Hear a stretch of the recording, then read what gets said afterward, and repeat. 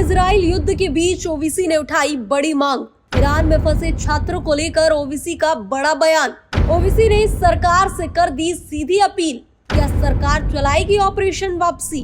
Middle east में Iran और Israel के बीच बढ़ते तनाव ने पूरी दुनिया को चिंता में डाल दिया है और अब इस संकट का असर भारत पर भी पड़ रहा है, क्योंकि ईरान में सैकड़ों भारतीय छात्र फंसे हुए हैं। AIMIM प्रमुख असदुद्दीन ओवैसी ने इस हालात पर चिंता जताई और केंद्र सरकार से फंसे बच्चों की तत्काल और सुरक्षित वापसी की मांग की है। बता दें कि मिडिल ईस्ट एक बार फिर युद्ध की कगार पर है।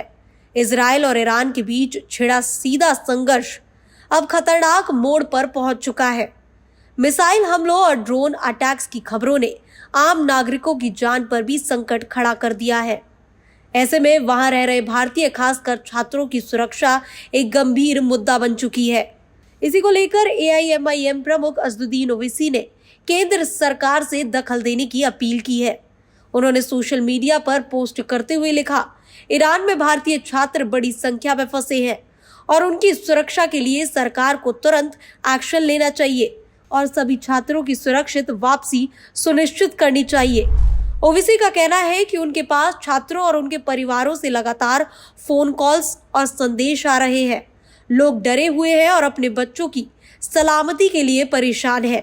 ओवैसी ने भारत सरकार से आग्रह किया है कि जैसे पहले ऑपरेशन गंगा या ऑपरेशन कावेरी जैसे मिशन चलाए गए थे, उसी तरह ईरान में फंसे छात्रों को भी युद्ध क्षेत्र से निकालने के लिए विशेष मिशन चलाया जाए। उन्होंने कहा कि भारत को अपनी जिम्मेदारी निभानी चाहिए और वहां मौजूद हर भारतीय को सुरक्षित वापस लाना चाहिए। अब तक भारत सरकार की ओर से इस मुद्दे पर आधिकारिक प्रतिक्रिया नहीं आई है, लेकिन विदेश मंत्रालय हालात पर नजर बनाए हुए है। इससे पहले यूक्रेन युद्ध और सूडान संकट के समय भारत ने बड़े स्तर पर अपने नागरिकों को निकाला था। अब सवाल ये है कि क्या भारत एक बार फिर ऐसा ही मिशन शुरू करेगा। मिडिल ईस्ट का ये तनाव वैश्विक शांति के लिए एक बड़ा खतरा बनता जा रहा है। भारत के लिए चुनौती दोहरी है, कूटनीतिक संतुलन बनाए रखना और अपने नागरिकों की सुरक्षा सुनिश्चित करना। असदुद्दीन ओवैसी की ये मांग एक बार फिर सरकार के सामने जिम्मेदारी की घड़ी लेकर आई है। अब देखना होगा कि विदेश मंत्रालय क्या कदम उठाता है। Bureau report, TV7 Bharat.